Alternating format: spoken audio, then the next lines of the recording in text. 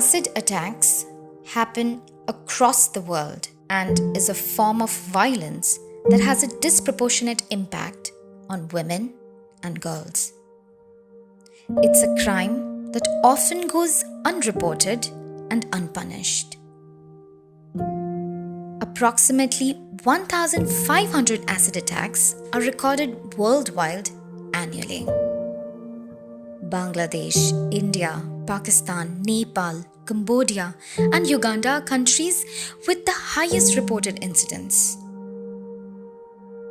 As per data released by National Crime Records Bureau, between 2014 and 2018, there have been 1,483 victims of acid attack in India alone.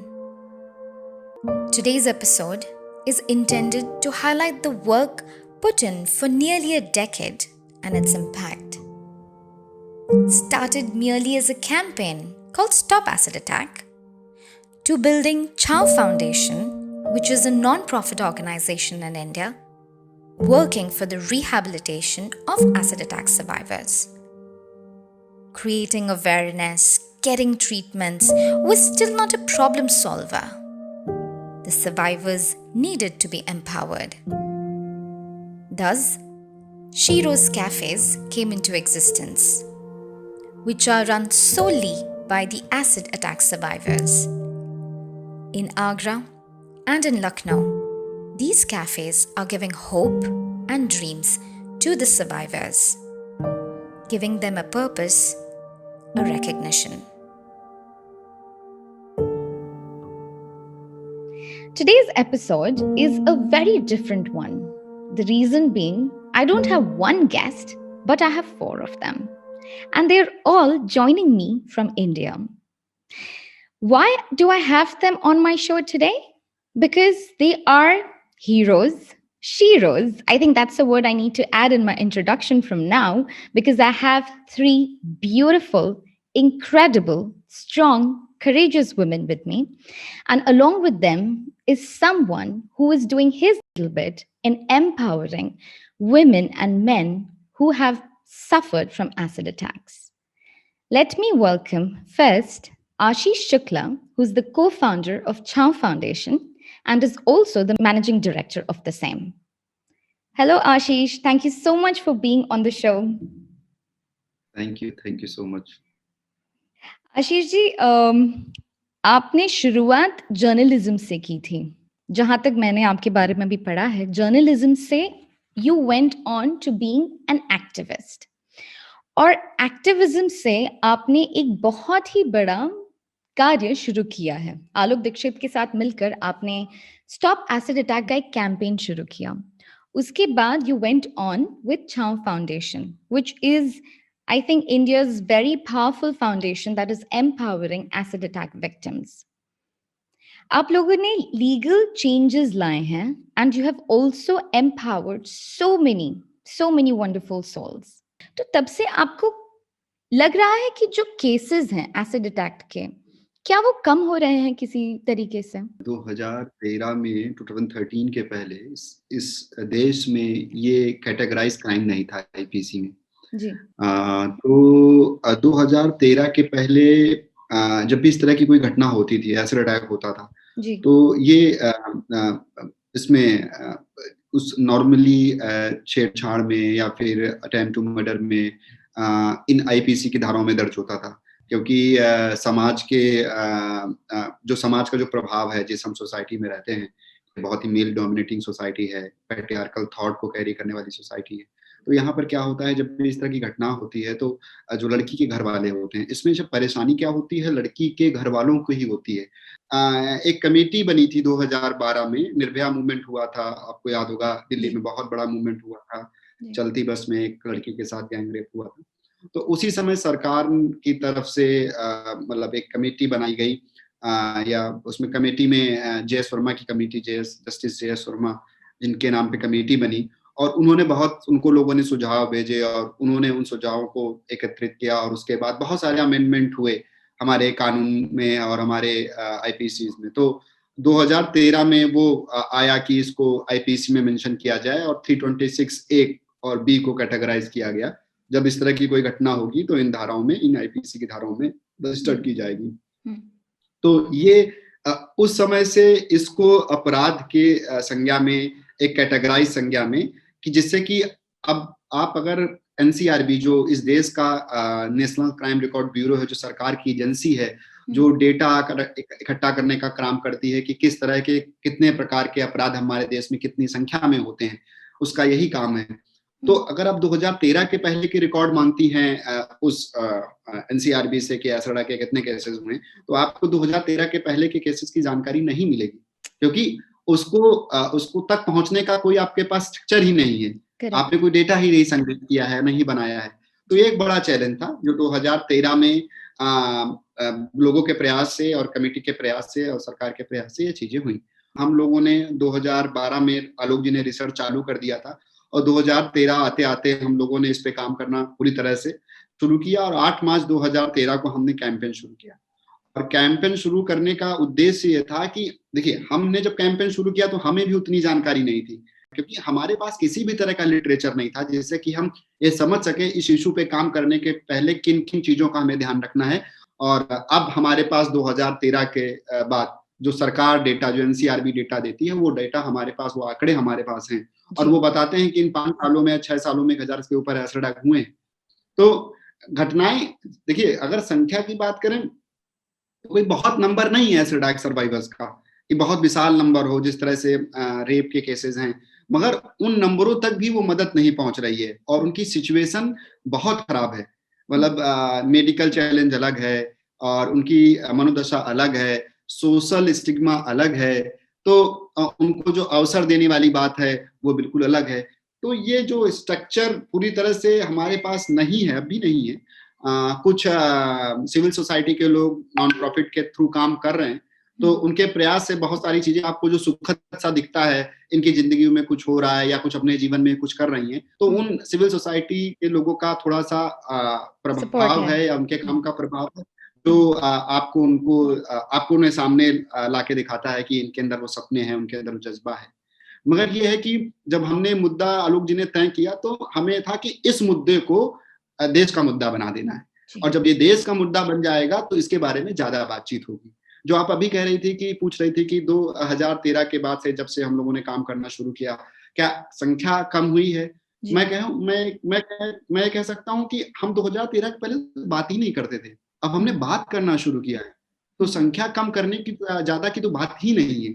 अभी बात करना शुरू किया है, कुछ लोगों के अंदर वो विल पावर आई है, वो अपनी बात को सामने कहने के लिए तैयार हुए हैं। सर्वाइवर्स के पास जाते हैं, उनकी फैमिलीज से मिलते हैं, तो चैलेंज ये होता है कि पहले उनकी काउंसलिंग हो सके, वो समझ सके कि घर बैठने से कुछ नहीं होगा और इससे उसकी जिंदगी और बदतर होगी, क्योंकि उसके साथ एंड ऑफ द डे कोई नहीं होगा, सब लोग अपना अपना कारवा लेके आगे बढ़ चुके होंगे और उसके साथ जो उसके पेरेंट्स हैं, जो उसके साथ खड़े रहते हैं, वो भी हरदम के लिए नहीं है। तो वो सब चीजें सिखाने के लिए, वो लर्निंग, वो कॉन्फिडेंस आने में बहुत टाइम लगता है। स्थितियां बहुत बदतर होती हैं और उस स्थितियों से निकल के आना, अपनों से लड़ के आना बड़ा टफ होता है। मगर जब आप एम्पावर हो जाते हैं, आप जब प्रबल मजबूत हो जाते हैं, तो आपको कुछ करने की जरूरत नहीं होती है। आपका कार्य, आपकी स्किल और आपकी जो हिम्मत है, वो प्रूव कर देता है लोगों को। इस समय तमाम मुद्दों में से प्रमुख मुद्दा एसिड अटैक भी बन चुका है। लोग इस विषय पे बात करते हैं और लड़कियां खुद सामने आकर अपनी घटना के बारे में बात करती हैं। और आपका भी बहुत बड़ा योगदान है इस कार्य में। मुझे ये ज़रूर एक होता ना, I have to throw light on this, I have to focus, because if you wouldn't have taken this initiative, अगर आपने ये मुद्दे को उठाया नहीं होता तो शायद 2013 में भी भारत, आई थिंक, सो रहा होता, considering acid attacks. कोई तो चाहिए थी ना, like it has to start from someone and you were that someone along with Mr. Alok Dixit. मतलब कुछ काम आपसे कराए जाते हैं तो शायद मुझे लगता है कि ये कहीं ना कहीं, कैसे ना कैसे, मतलब हम आलोक जी से मिले तो पूरी वो वैसा होता है कि आपकी कौन सी कड़ियां कहाँ जाके मिलती हैं और कब कोई एक नया कारवां बन जाता है आपका। हाँ, कि कुछ हम कर पाए हैं और कुछ आगे और करने की इच्छा है। तो उस जद्दोजहद में ये पेंडेमिक आई है, इसमें स्थितियां थोड़ी सी खराब हुई है, तो देखेंगे जब तक जिंदा हैं तब तक जिएंगे। जब तक जिंदा है तब तक चैलेंजेस तो हैं ही, तो उनको तो सामना करना ही है हमें, हम कैसे सामना नहीं करेंगे। और हमारे साथ इतनी अमेजिंग बहनें हैं, इतनी अमेजिंग लड़कियां हैं जिन्होंने ऑलरेडी इतना गो थ्रू किया है और अभी भी वो मुस्कुरा के अपनी जिंदगी जी रही हैं, अपने सपनों को पूरा कर रही हैं। सो विदाउट फर्दर अडू, क्या मैं कुंती से बात कर सकती हूँ? पहले कुंती, आप अभी 28 साल की हैं और आपके साथ अटैक हुआ था जब आप 18 साल की थीं, और आपके खुद के हस्बैंड ने आप पर एसिड अटैक किया था।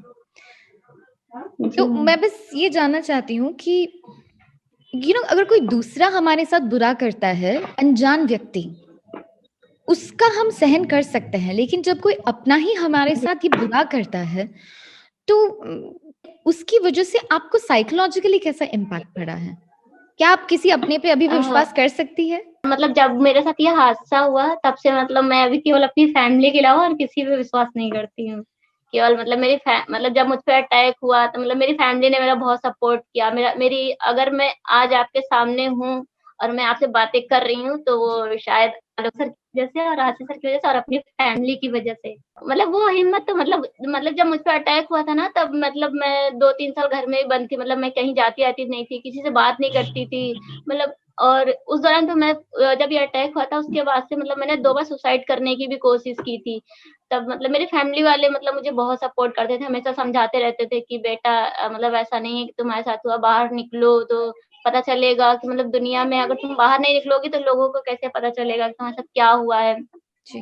मतलब उस टाइम पे मतलब मैं बहुत टूट गई थी, मतलब मुझे बिल्कुल भी समझ नहीं आया था मैं क्या करूँ? मैं दिन-रात घर में बैठ के ये सोचती थी कि इससे अच्छा तो मैं मर जाऊँ, मेरा ज़िंदा रहने का कोई मतलब नहीं है। तो मतलब फैमिली अगर शायद नहीं होती तो मतलब मैं आज शायद आपके सामने नहीं होती और अपनी बातें नहीं रख पाती। तो बाहर वाले लोग कहते थे कि ज़रूर इसने कुछ किया होगा तभी इसके हस्बैंड ने ऐसा किया, किसी रिश्तेदार ने साथ नहीं दिया। मतलब ऐसा होता है ना कि गलती मतलब चाहे लड़का ही गलत पर गलत लड़कियों को ही लोग ठहराते हैं। जी। तो वो ऐसा टाइम था। और आशीष जी, जब मैं कुंती की प्रोफाइल देख रही थी और उनका मैं जब पढ़ रही थी, तब उनके हस्बैंड को 1 महीने में बेल मिल गई थी। मतलब बैक इन द डेज़ जब उनके साथ एसिड अटैक हुआ था, 1 महीने की बेल में वो छूट गए थे और उसके बाद कुछ भी नहीं। तो हम समझ सकते हैं कि कितना ईज़िली हम लेते हैं एसिड अटैक को। हमने कभी उसको सीरियसली लिया ही नहीं। बिल्कुल। देखिए वही मैंने कहा ना कि पहले आपको मैंने एक ओवरव्यू दिया कि किस जी। तरह की संरचना में हम रहते हैं जी। और किस तरह की व्यवस्था, जो भी व्यवस्था भी पुरुषों के हाथ में ही है जिसको लीड करते हैं। और दूसरी चीजें पूंजी मैटर करती है कि आपके पास कितनी पूंजी है, कैसे आप डोमिनेट करते हैं अपनी पूंजी के माध्यम से।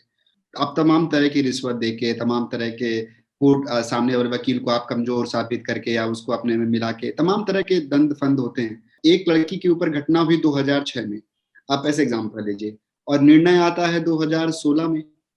तो जो उसका जो सजा मिलने का समय है या उसके अंदर जो गुस्सा है, उसके अंदर जो जो कहते हैं ना कि जिसके साथ घटना हुई वो अपने आप को खुद ही अपराधी मानने लगता है, उसका ही वो अपने आप को हरदम उसका विक्टिमाइजेशन होना, क्योंकि उस जिसने अपराध किया है उसको तो सजा ही नहीं मिल रही है, और सजा मिल रही है 15 साल 20 साल बाद या 30 साल बाद, तो उसका क्या मतलब है, क्या मायने? तो ये व्यवस्था काफी हद तक सर्वाइवर्स को या फिर किसी भी घटना से पीड़ित लोगों को तोड़ देती है। परिवार पहली बात तो इलाज में बहुत सारा पैसा उसका खर्चा होता है, उसके बाद सामाजिक तौर पर उसका कई जगह बहिष्कार होता है, और उसके पास आर्थिक तौर से भी कमजोर हो जाता है अपनी बेटी का इलाज कराते कराते।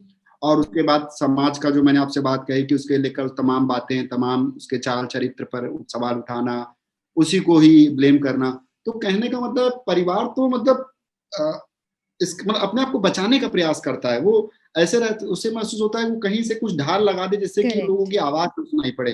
मैं क्या कर दूं, अपना दरवाजा बंद कर दूं, अपनी खिड़की बंद कर दूं, या घर से बाहर ना निकलूं, किसी की बात ना सुनूं। तो इस स्थिति में पूरा परिवार हो जाता है। तो वो कोर्ट कचहरी की लड़ाई कैसे लड़ेगा? सही, बिल्कुल। तो कोर्ट कचहरी की लड़ाई तो स्टेट को लड़नी है।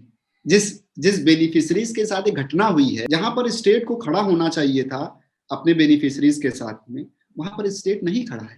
ये फेलियर है। मतलब जी सिक्योरिटी के तौर पर अगर बात करें तो क्या है, जी घटना भी हुई, फाइनेंस असिस्टेंस भी नहीं मिला, और मेडिकल असिस्टेंट भी नहीं मिला, रिहेबिलिटेशन पॉलिसी कोई है नहीं। तो कहने का मतलब है कि आप बस कीड़े मकोड़ों की तरह जी रहे हैं। बिल्कुल बिल्कुल, और मुझे ऐसा लगता है it's a failure from so many different sectors, क्योंकि as a society we have failed. अगर हमारे समाज में ऐसी वृत्ति पनप रही है तो we have failed as a society. Second, हमारा जो, जैसा हमने बोला, रिहैबिलिटेशन, मेडिकल फैसिलिटीज, अब एसिड अटैक के लिए क्या क्या चाहिए, एंड इट इज एक्सपेंसिव, ये सस्ता नहीं है इलाज करवाना, तो उनके लिए क्या बेनिफिट्स हम दे रहे हैं। और हमारा लीगल सिस्टम, हमारा जुडिशियल सिस्टम, क्योंकि आप बोल रहे हैं कि 2013 के बाद तो इसको रिकग्नाइज किया गया है, तो I think it's a long way, बहुत बड़ी जर्नी है और आप लोग इसको लड़ रहे हैं। एंड आई थिंक जो हमारे ये सर्वाइवर्स हैं, वॉरियर्स हैं, वो भी अपने तरीके से इसको आगे लेके जा रहे हैं। मैं सिर्फ प्रमोदिनी से एक सवाल करना चाहूंगी। प्रमोदिनी, आप 16 साल के क्या? थे जब आपका अटैक हुआ, और वो भी एक ऐसे व्यक्ति ने किया जो हमारी सुरक्षा के लिए रखा गया है, और जो Yes, yes.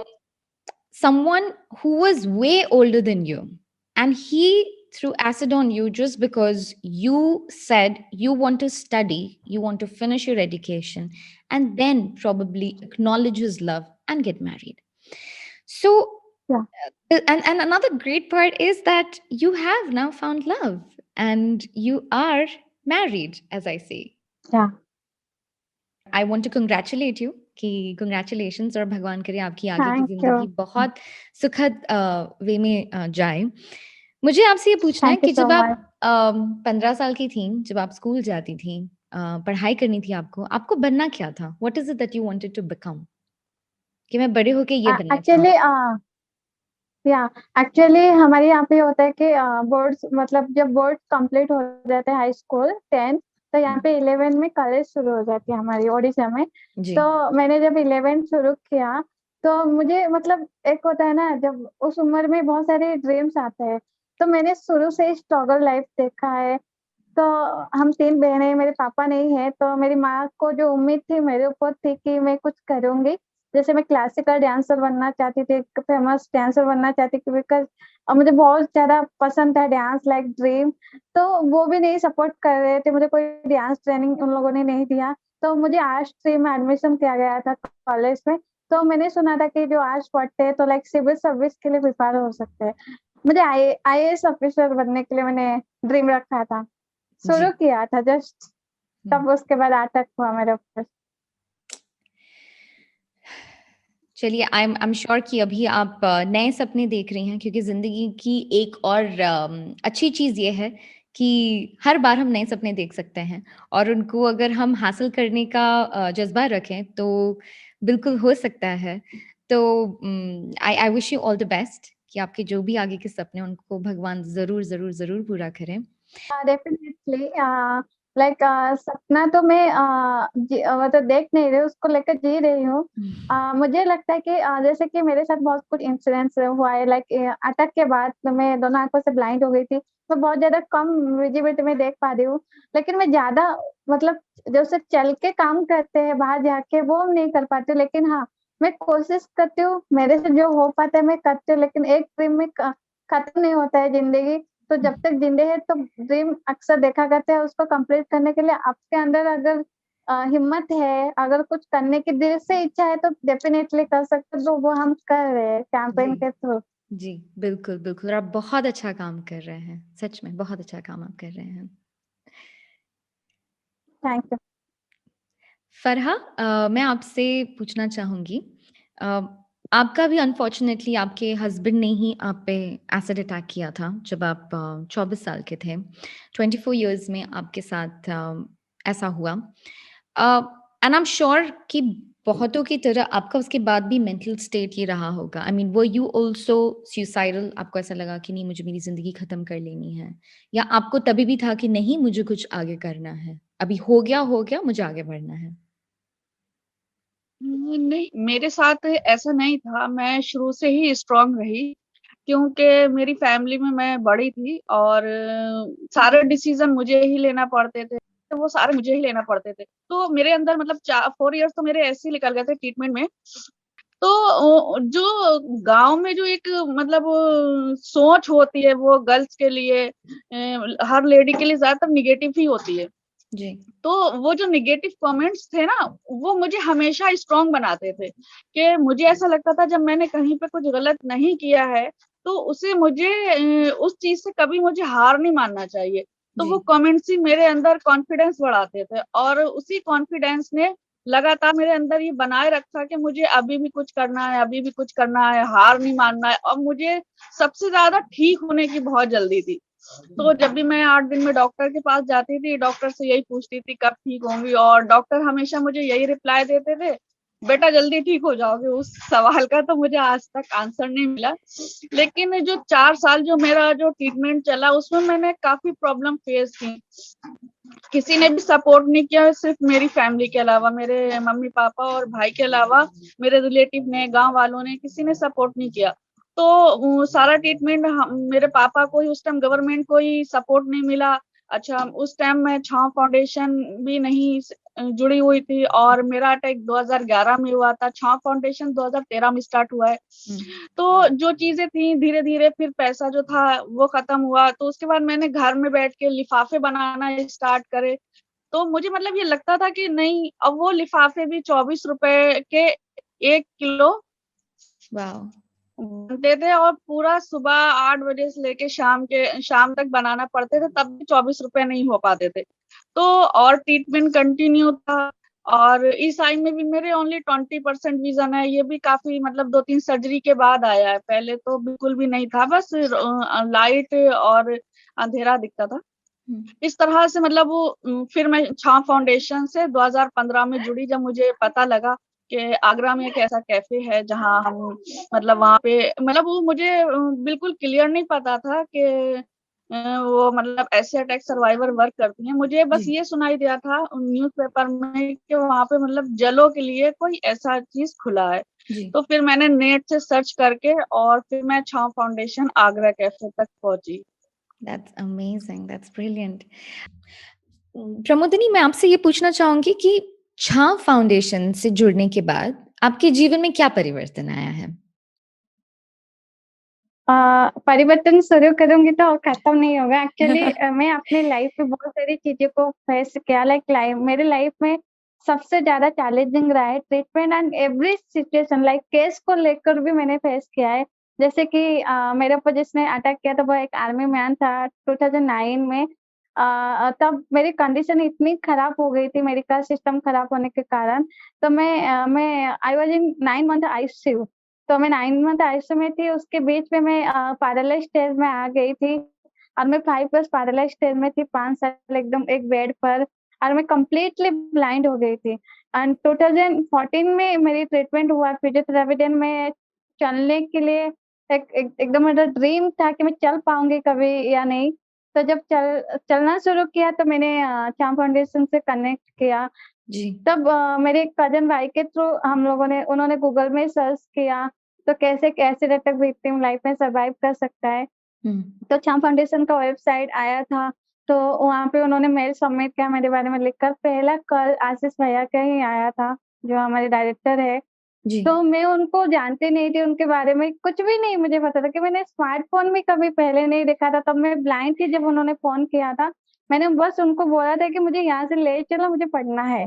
अब जो भी हो मुझे ले चलो। फिर भाई जी ने मेरे साथ बात की 1 महीने तक, उसमें दूसरे स्टाफ भी थे लाइक अभिलाष भाई करके, आलोक भैया ने भी कॉल किया था, उन लोगों ने मुझे समझाया व्हाट इज़ एनजीओ, एनजीओ क्या होता है, रिहैबिलिटेशन कितनी ज़रूरी है, अवेयरनेस कितनी ज़रूरी है।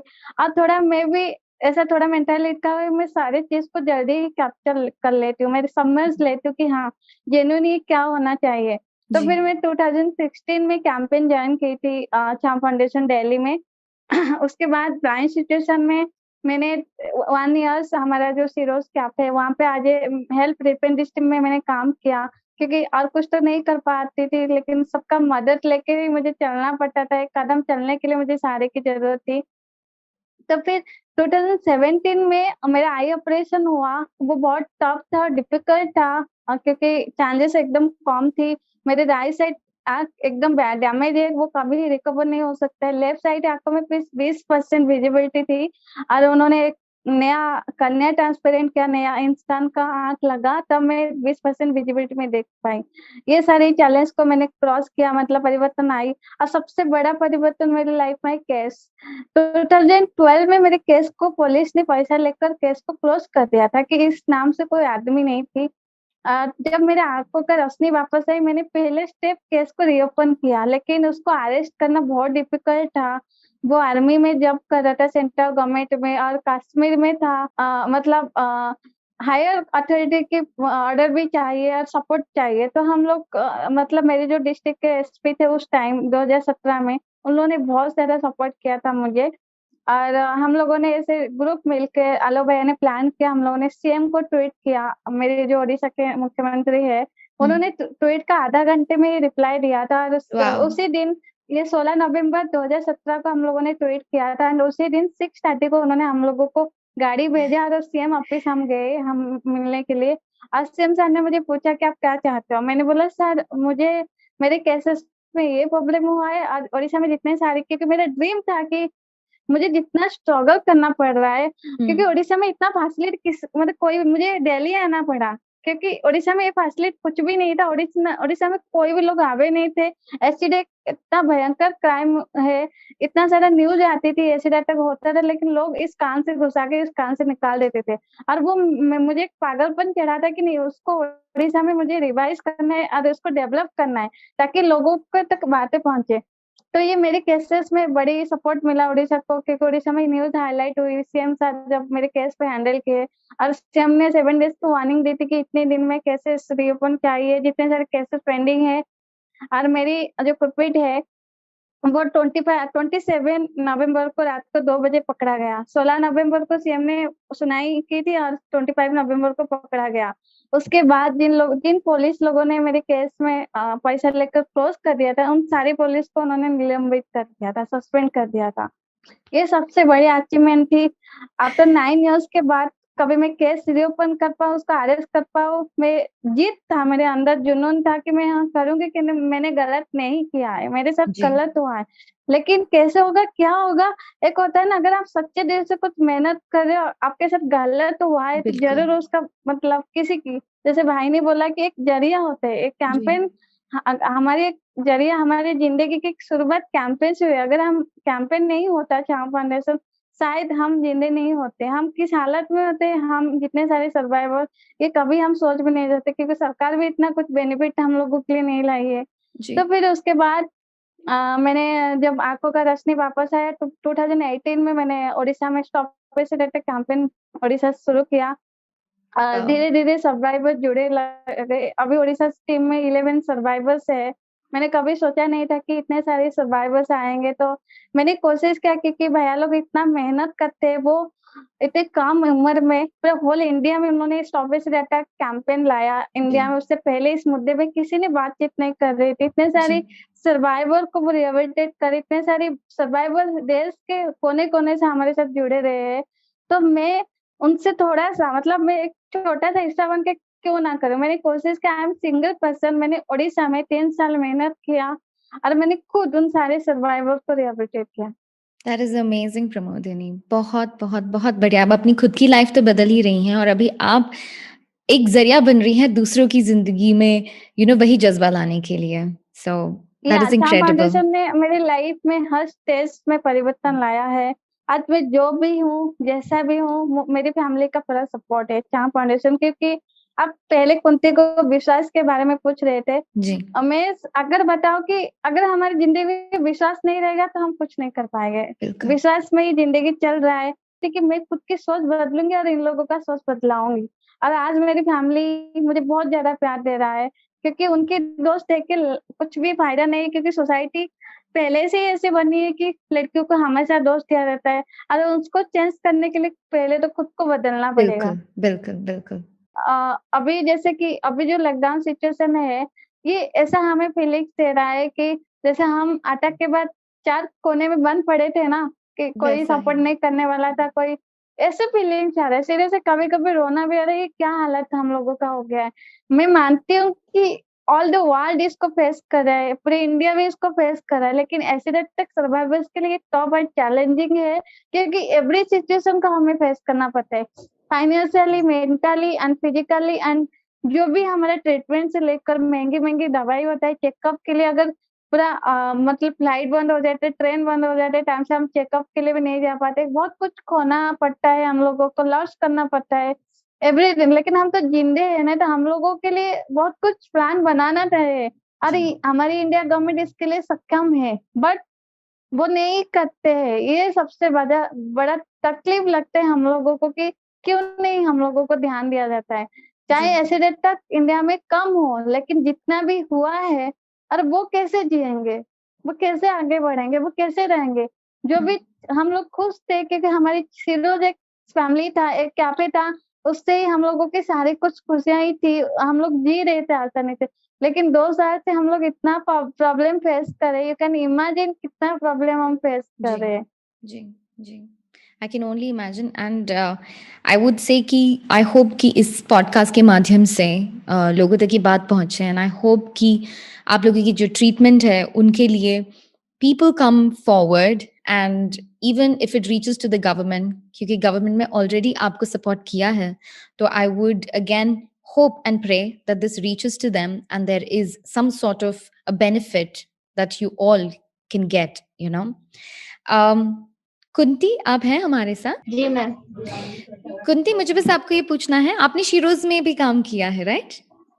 जी जी, तो वहां पे आप जब फर्स्ट टाइम गई थी और जो लोग आ रहे हैं वहां पे कैफे में कुछ खाने पीने के लिए, तो फर्स्ट डे में आपकी फीलिंग कैसी थी? Were you okay, were you confident कि नहीं अभी मुझे ये करना है, I will face the people?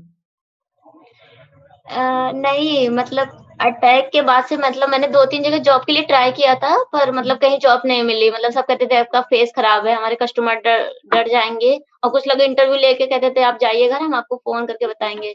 फिर शिरोज़ के बारे में मुझे 2017 में पता चला था, मुझे मेरे वकील ने बताया था, मुझे शिरोज़ के बारे में। उन्होंने वहाँ का मुझे एड्रेस लिख के दिया था। जब मैं शिरोज़ फर्स्ट टाइम गई थी, तो मतलब मैं पूरा चेहरा कवर करके गई थी, और मतलब मैं 1 दिन पहले गई तो सर ने बोला कि आप अगले दिन से जॉब पे आ जाना।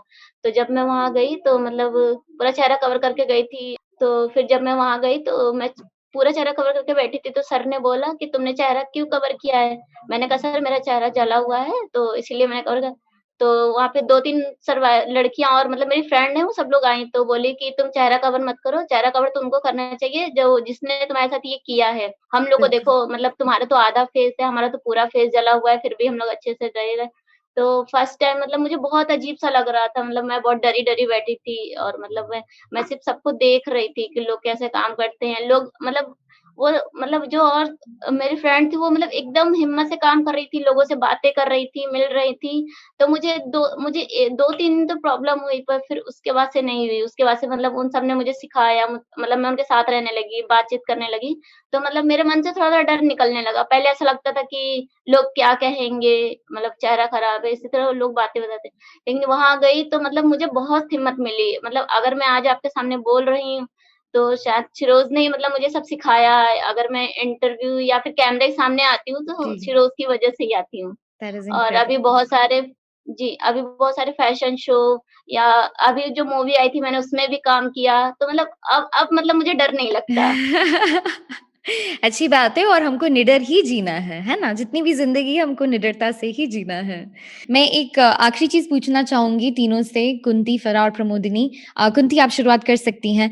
एक कोई मैसेज आपको देना है हमारे सारे ऑडियंसेस को, तो 1 लाइन में, 1 सेंटेंस में आप क्या कहना चाहेंगी उन्हें? अ, मैं कहूँगी कि मतलब कभी भी मतलब कोई प्रॉब्लम हो तो अपनी हिम्मत नहीं हारनी चाहिए, और आगे बढ़ना चाहिए, अपने हक के लिए लड़ना चाहिए। बिल्कुल, बिल्कुल, थैंक बिल्कुल। You. Thank you so much. Farah, आप क्या कहना चाहेंगी? कोई एक बात अगर आपको कहनी है हमारे ऑडियंसेस से तो?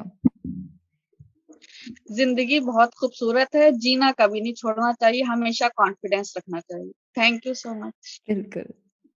प्रमोदिनी, आप? लाइक जैसे भी जीवन में बहुत सारे दुख सुख आता है, और उसको मतलब हिम्मत करके सामना कीजिए, आपको सच में लगेगा यही जिंदगी है, और इसको खूबसूरत से जीना भी सीख लेंगे, जैसे जी। हम लोगों ने जीना सीख लिया। बिल्कुल, बिल्कुल और जीना तो है ही ना, जब ज़िंदगी है तब तक तो जीना है, तो उसको दुखी होके जिए या सुखी होके, तो वो हमारे हाथ में है Yeah. ना? जी, thank you Always be positive. Yes, always be positive. Yes, except not COVID positive. That we all have to be negative. उसके अलावा आई थिंक हम Yeah. सबको पॉजिटिव ही रहना है. Thank you so much Pramodini, Farha, Kunti. आप लोग इतने हंसमुख हैं. इतना सब कुछ झेलने के बाद भी लोग छोटी-छोटी प्रॉब्लम्स को हम इतना पहाड़ जैसा बना देते हैं और आप लोगों के साथ इतनी चैलेंजेस आई हैं और अभी भी आ रही हैं क्योंकि जैसे प्रमोदिनी ने भी कहा कि मेडिकल हेल्प के लिए कहाँ-कहाँ जाना पड़ता है. तो each day is not simple, each day is a challenge, पर आप उसको इतना मुस्कुरा कर जी रहे हैं, इतनी वो जज्बे के साथ जी रहे हैं, तो this is incredible. Thank you so much अपनी कहानी और अपनी कहानी शेयर करने के लिए और अपना समय देने के लिए और अपने इतने अच्छे अच्छे विचार हमारे साथ शेयर करने के लिए. इससे मुझे जरूर बहुत बहुत बहुत प्रेरणा मिली है और आई एम श्योर जो हमारे ऑडियंसेस हैं उनको भी इससे बहुत प्रेरणा मिले और आई होप कि हम सब कलेक्टिवली एक साथ जितना हो सके हम सपोर्ट करें, इसके बारे में एक अवेयरनेस फैलाएं और जो जिस तरीके से सपोर्ट कर सकते हैं financially, educational wise, skill wise, तो ये मेरी प्रार्थना है एंड रिक्वेस्ट है कि हम सब इसमें जुड़ें to make each others lives better. और ये पैंडेमिक ने हमें यही सिखाया है कि हम सबको साथ में रहकर प्रॉब्लम्स का सामना करेंगे तो वो हम जल्दी उससे जीत पाएंगे, नहीं तो अकेले तो सभी लोग पावर पाना चाहते हैं. तो that is the start and cause of a war. So thank you so much again. Ashish ji, thank you so much. आप इतना बढ़िया काम कर रहे हैं and along with Alok Dikshit भी एंड अजीत जी, जो भी बैक इन टीम है, that is incredible. So more power to all of you. Thank you so much for being on my show. This episode has been a very difficult one for me, as the research and preparation got me to so many more stories of pain and challenges. But speaking to these wonderful, courageous humans gave me strength and increased my faith in the power of will.